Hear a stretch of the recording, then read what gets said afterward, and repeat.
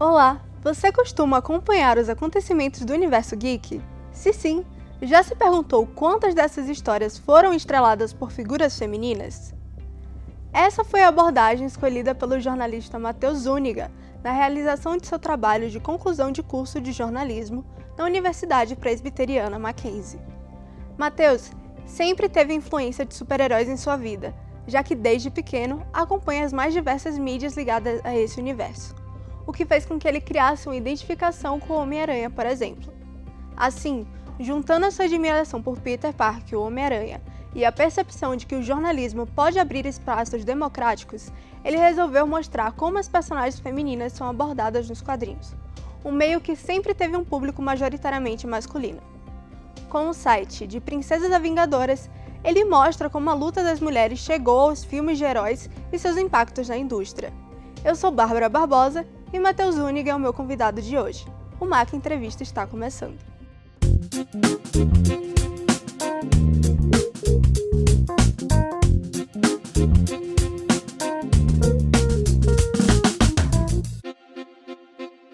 Olá, Matheus. Muito obrigada por ter aceitado o convite de estar aqui conosco hoje. Oi, Bárbara. É um prazer estar de volta aqui também.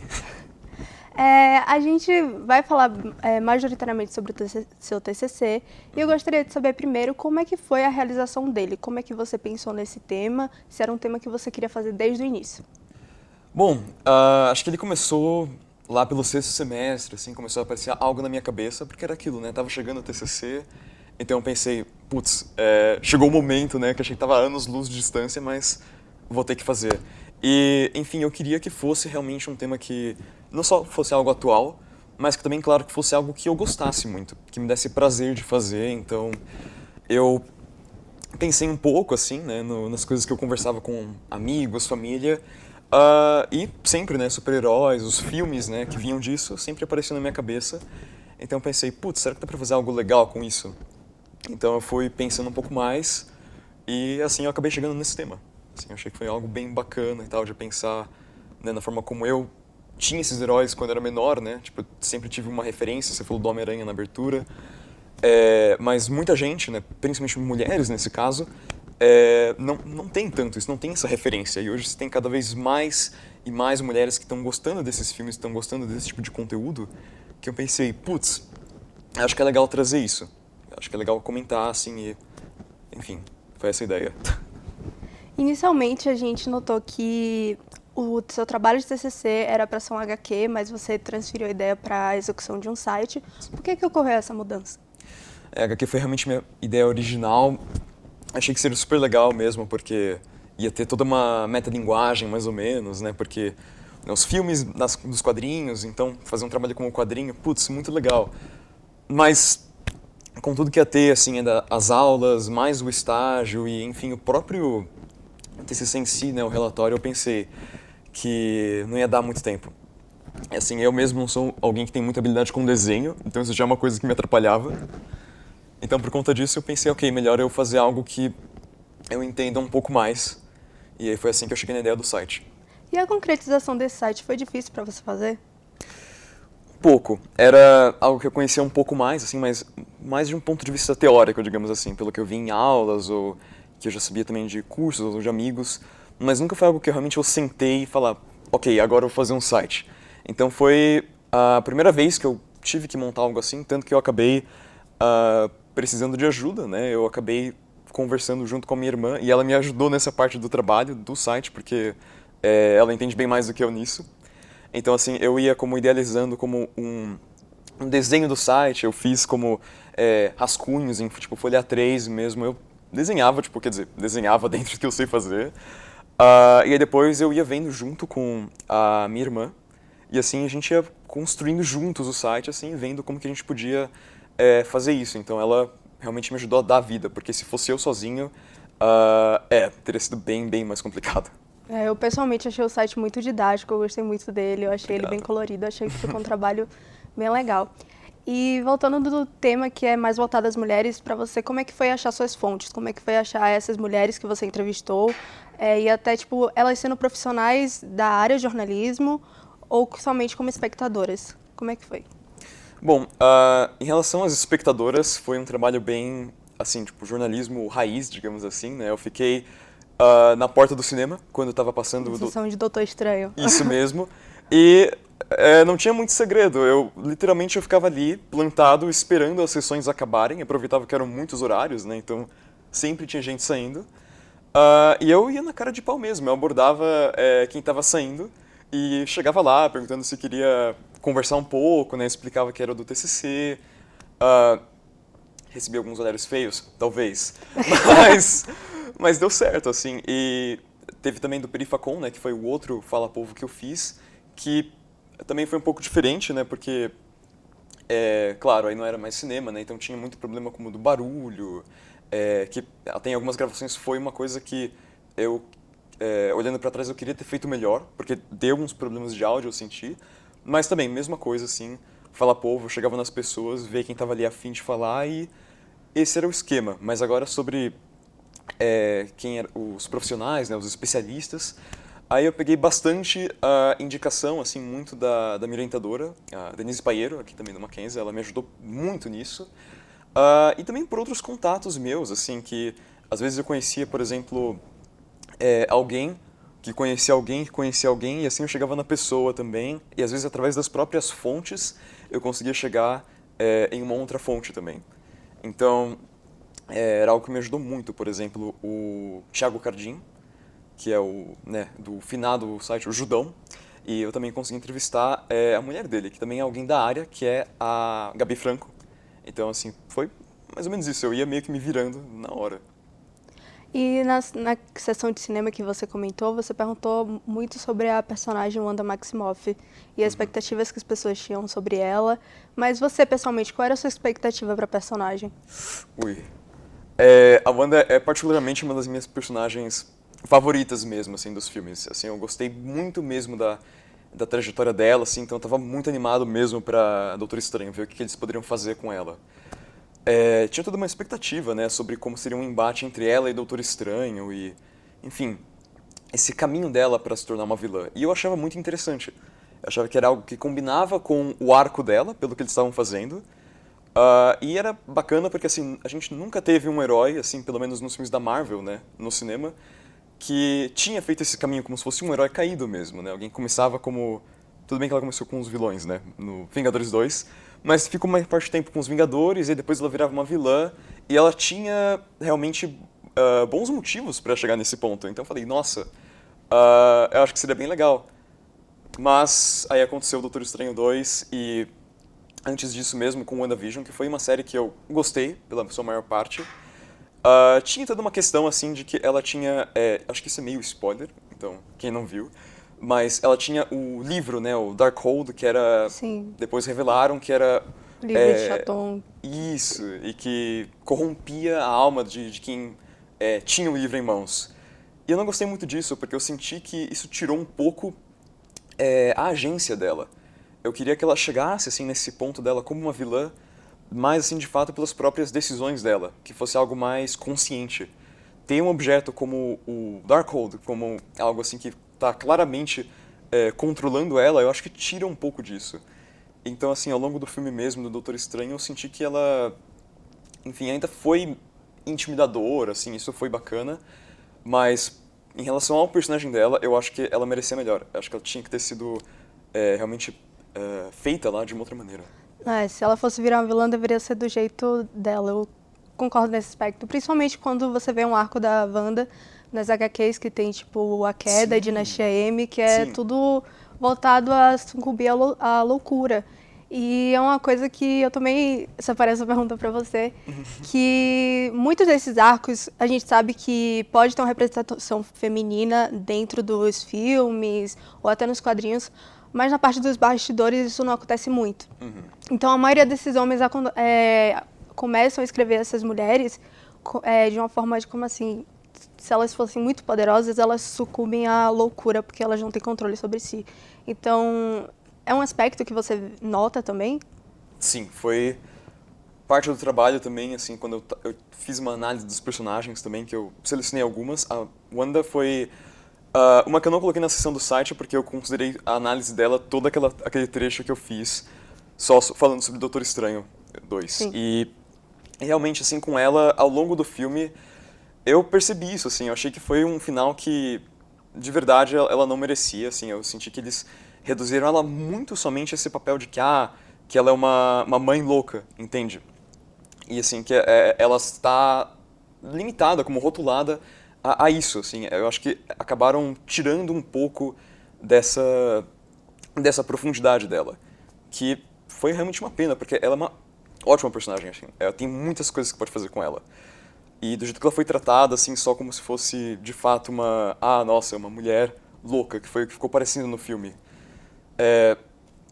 Pra mim ficou de muito, muito mau gosto mesmo. E sobre, assim, a representação nos bastidores, né? Então, não só pensando em personagens, em atrizes, mas nas equipes técnicas também, né? Então, direção, roteiristas, ou mesmo nas próprias equipes, né? Iluminadores, quem faz os storyboards, tudo.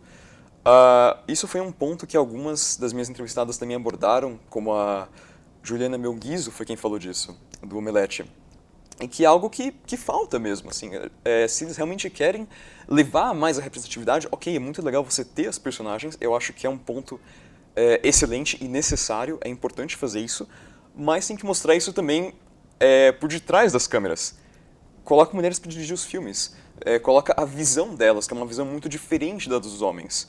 Elas também podem dirigir filmes que também não só são estrelados por personagens femininas, mas também, por que não, filmes com protagonistas masculinos? Quem sabe uma visão diferente, por exemplo, de uma Patty Jenkins, que fez a Mulher Maravilha, se ela dirigisse como um novo Superman.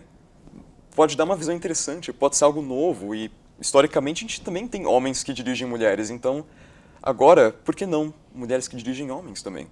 Que nem a Chloe Zhao, que ela foi a diretora de Eternos. Exato. Só que, assim, ela recebeu muitas reações negativas simplesmente por ela ser uma diretora, e vem aquela questão, tipo, como é que você quer que uma coisa represente outras pessoas, sendo que você não dá espaço, até o próprio público, já que ele é majoritariamente masculino, não dá espaço. Pois é. E você falou da Juliana, uma coisa que eu achei bem interessante foi uma fala dela, que ela falou que essa representatividade, muitas vezes é vista como algo forçado.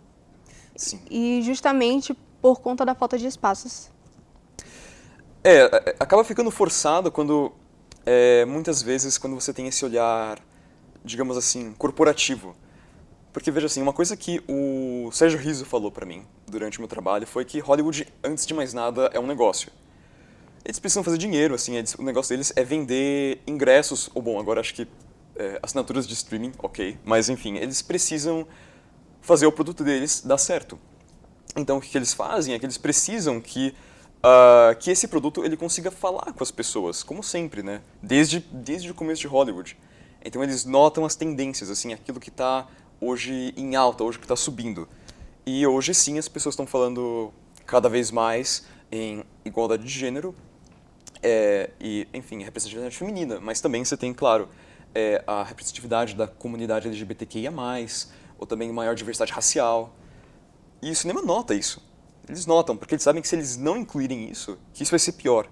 Mas o problema é quando eles só pegam isso e, sabe, eles simplesmente estão como marcando, tipo, um certinho, tipo, na lista, ok, né, a gente colocou uma mulher como protagonista no filme. Ok, então a gente agora a gente tá legal, a gente tá bem na fita. Mas sem aprofundar nada. Mas sem aprofundar nada, como foi o caso da Wanda, por exemplo, ou em outros casos, por exemplo, digamos assim, a Mulher Maravilha é um bom personagem, mas ela é muito legal assim com a Patty Jenkins, mas se você pega ela na Liga da Justiça com o Joss Whedon, por exemplo, é muito diferente, assim, ela é bem mais objetificada, ela realmente parece que tá lá, assim, tipo, nossa, é legal, Mulher Maravilha, mas ela fica muito de escanteio, sendo de que ela é uma personagem também extremamente importante na DC, supostamente alguém que tem que estar no nível do Batman e do Superman em popularidade, mas a maior parte do tempo eles deixam ela só de escanteio, e isso é muito ruim. E quando você tem momentos que são assim, as pessoas notam isso.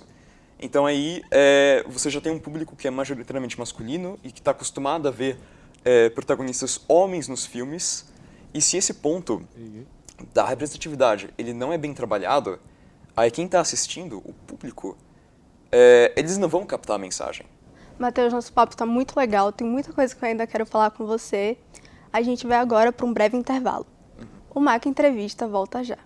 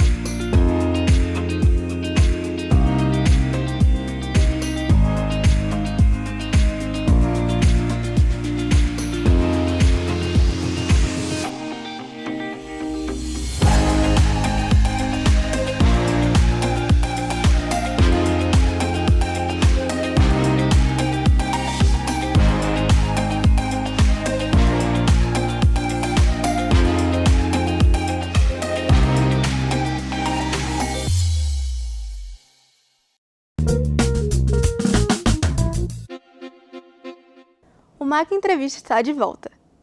Para você que perdeu o começo do nosso programa e caiu aqui de paraquedas, ou melhor, se seu plano de alterar probabilidades sem querer alterar sua realidade como a Feiticeira Escarlate, hoje estamos com o jornalista Matheus Zúñiga, autor do trabalho de conclusão de curso de jornalismo na Universidade Presbiteriana Mackenzie, de Princesas a Vingadoras, que mostra como a luta das mulheres chegou nos filmes de super-herói e seus impactos na indústria. Matheus, a gente sabe que TCC é uma coisa para apresentar tudo que você aprendeu durante o curso, mas pessoalmente falando, o que você acha que você aprendeu com esse projeto? O que eu aprendi, nossa, é difícil começar, assim. Para mim, foi um trabalho muito importante, não só nesse ponto de vista acadêmico, claro, mas eu digo que principalmente do ponto de vista pessoal meu. Porque, tudo bem, eu realmente sempre acompanhei os filmes desde muito pequeno, e mesmo antes eu lia os quadrinhos que o meu pai tinha em casa, assim, então eu cresci com isso e tudo bem, mas para eu fazer o trabalho eu tive que reassistir principalmente os filmes, né? Enfim, até mesmo vi alguns que eu até não tinha visto antes, como por exemplo Aves de Rapina, da DC, e outros eu reassisti, como Capitã Marvel.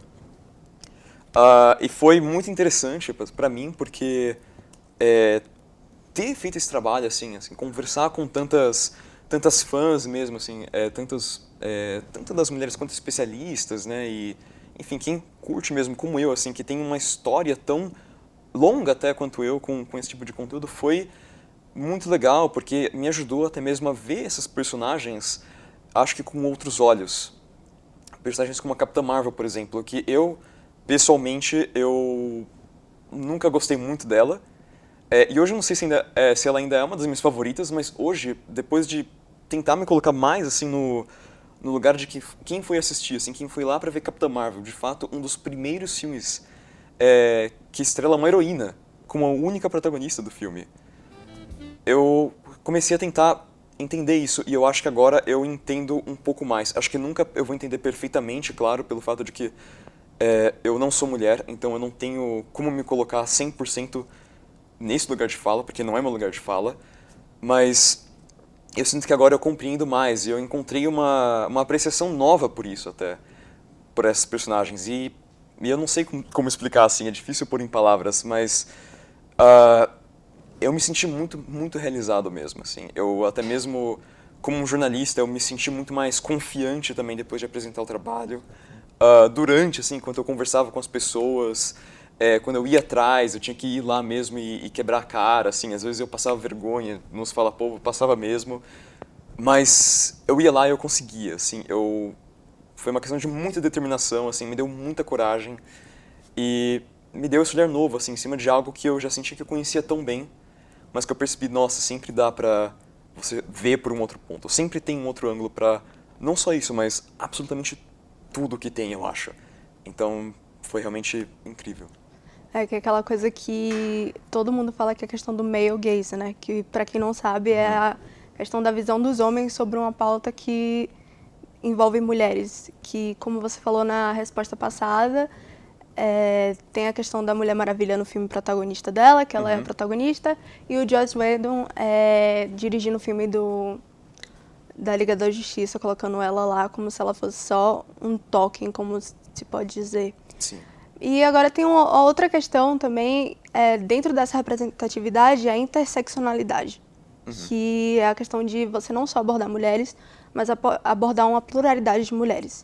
Que também é uma coisa que eu vi que a Juliana tinha mencionado, que é uma representação que não fosse feita por homens, já que ela gostava muito da personagem da vampira, e que era uma personagem que ela via muito masculinizada, então ela não poderia ser daquele jeito. Então, o que você acha, quais são os objetivos e as diversas barreiras que a gente tem para alcançar essa pluralidade, baseando-se em todas as pesquisas que você fez com especialistas? Ok. Bom, eu diria que a gente fez um bom progresso até agora, mas ainda são várias. É um caminho bem longo. Primeiro, assim, eu acho que tem que começar pelos bastidores mesmo. Eu acho que tem que ser um começo, assim, que vem lá de cima.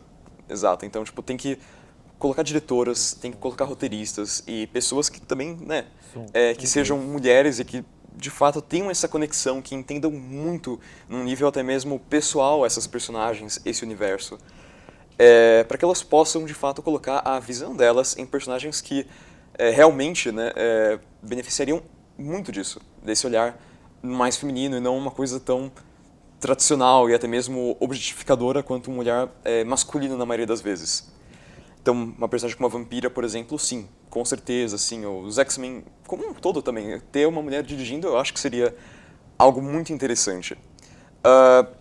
Sobre apresentar também personagens novas assim nos filmes, sim, isso é muito legal, porque que tem personagens nos quadrinhos, no material, tem, você só precisa ir lá e vasculhar, e tem cada vez mais aparecendo, mas acho que o que é importante ressaltar aqui é que não é importante só ter. É mais do que uma questão de quantidade, tem que ser uma questão de qualidade também. As que aparecerem nos filmes, elas também têm que ter esse papel de protagonismo muito mais forte. Elas têm que ser exploradas nos roteiros, elas têm que realmente ter um trabalho melhor em relação ao personagem delas, elas têm que ter os próprios arcos delas, os próprios desafios, elas têm que ser questionadas e eventualmente superar isso, da mesma forma que os personagens masculinos são.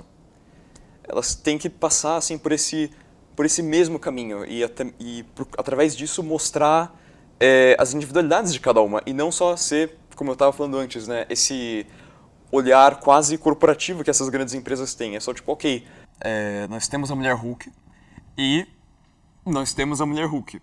Entende? Esse que é o problema. O problema muitas vezes é quando você só tem a personagem, mas eles não permitem que ela de fato tenha uma jornada, que ela seja explorada, mais aprofundada nela mesma, assim. Então, por exemplo, ok, mulher Hulk. Quais são as inseguranças dela, quais são os medos dela, mas também quais são os sonhos dela, quais são as vontades, quais são as falhas dela como personagem, mas também quais são as forças dela, e não só de poder, mas de caráter, como pessoa, como mulher, e realmente permitir que eles explorem esses temas.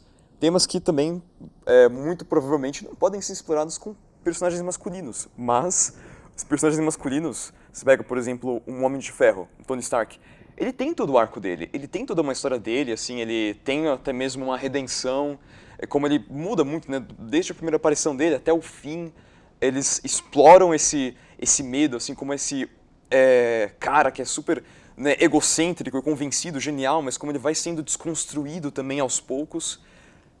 As mulheres têm que ter isso também, elas também têm que ser esses personagens incríveis porque elas podem ser, tem muitos personagens assim nos quadrinhos, elas são de fato fantásticas. A questão é só que nos cinemas, que é muito importante que isso seja acertado lá, porque é um público muitíssimo maior que os quadrinhos, que isso seja feito da maneira correta, assim, que isso seja feito bem, que elas possam crescer ali mesmo. É isso que eu penso.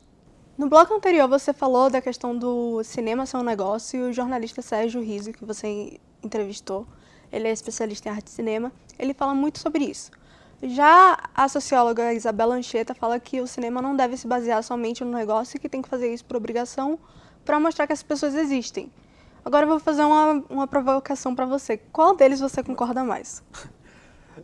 Foi realmente muito interessante quando eu falei com os dois, porque foram os meus dois primeiros entrevistados e eles tinham pontos de vista opostos já. Mas eu tenho que dizer que se eu tivesse que escolher um, e, bom, eu meio que tenho, eu vou dizer que eu sou mais parcial ao ponto de vista da Isabelle. Porque tudo bem, eu entendo de onde o Sérgio vem. De fato, o cinema é um negócio e eles precisam se manter, como qualquer indústria. Tudo bem. Mas é um negócio, tudo bem, mas ainda é algo que é regido por pessoas.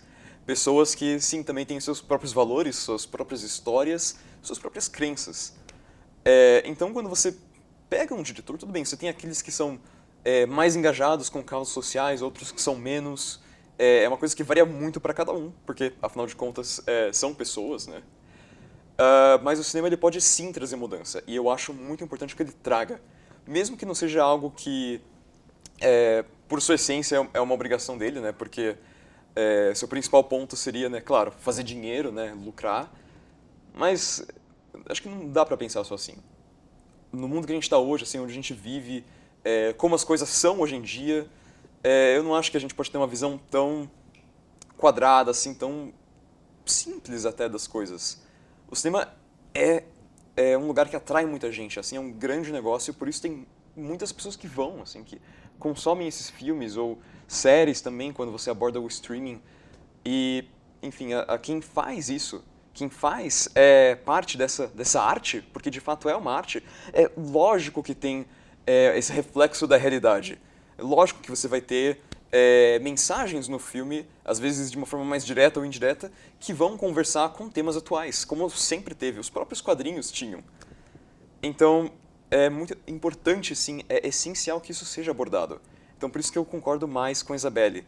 Mesmo que você tenha um diretor que é super, digamos assim, sem sal, uma pessoa que não está preocupada com as causas que estão aparecendo agora, com diversidade, por exemplo, ele ainda vai ter alguma visão. Ele ainda tem a visão de mundo dele. Por mais que ele seja alguém muito isento, se diga muito isento, ele ainda vai colocar isso. Então, por que não realmente pegar o cinema e tentar fazer algo bom com isso, transformar isso numa ferramenta de mudança, que eu acho que dá pra fazer.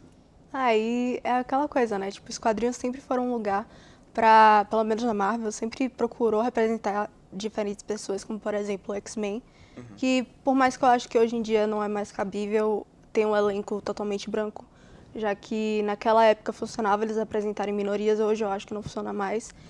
É quase, não diria curioso, mas é quase paradoxal pra mim. Muitas pessoas, principalmente homens, não quererem ver essa representatividade de fato no cinema.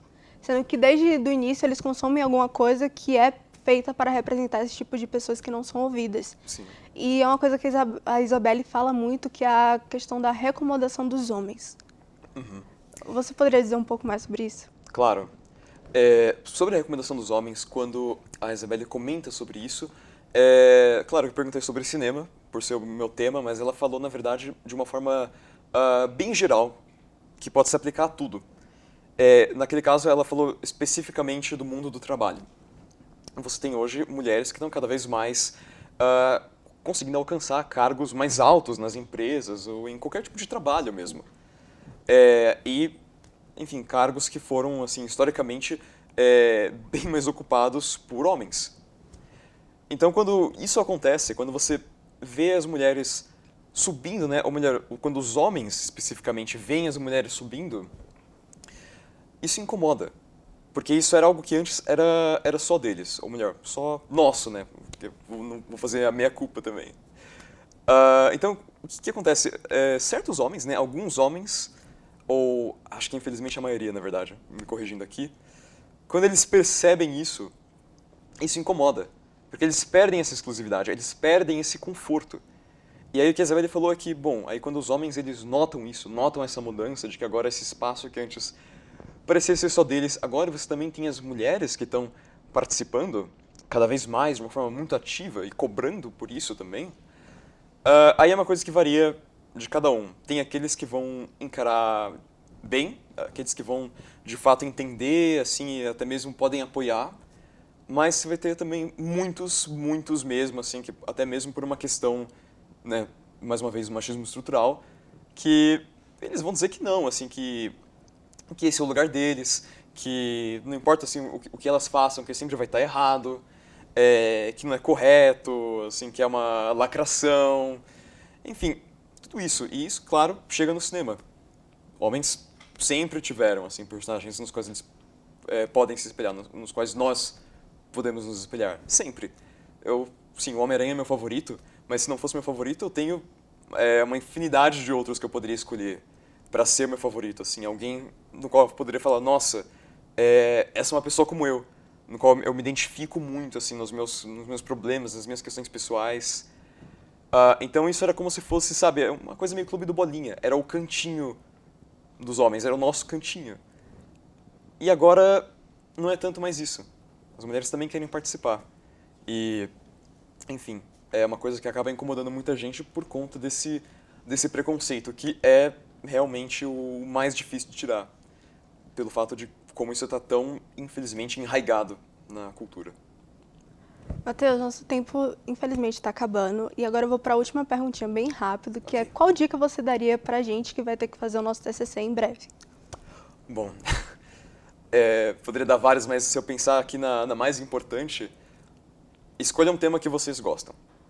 Não pensem somente em um tema assim, nossa, eu tenho que falar disso aqui porque é um negócio super atual, é um negócio super importante, sabe, é algo que está todo mundo discutindo, que vai me dar mais atenção, pode pegar mais, pode ser melhor para o meu currículo, enfim.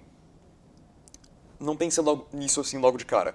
Tudo pode ficar bem no seu currículo, tudo pode ficar bem assim, no seu trabalho, no que você quer fazer.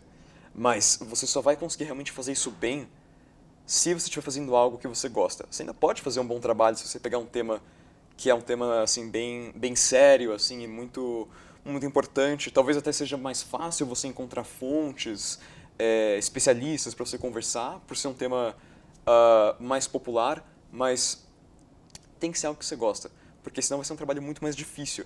Vai ser algo maçante, vai ser algo que todo dia você vai acordar e você vai pensar, putz, que droga, eu tenho que fazer isso aqui. É uma coisa que eu não curto muito, mas eu tenho que fazer porque eu já me comprometi com isso. Então, foca em algo que seja legal, algo que você goste mesmo, assim, algo bacana, algo que converse com você. E, enfim, vai desse jeito se esforçando, qualquer trabalho que seja, qualquer tema que seja, pode ficar incrível. Matheus, muito obrigada novamente por ter aceitado o nosso convite e ter vindo aqui hoje. Foi um prazer, Bárbara, é bom estar de volta. E muito obrigada também a você que nos acompanhou até aqui. Até o próximo programa.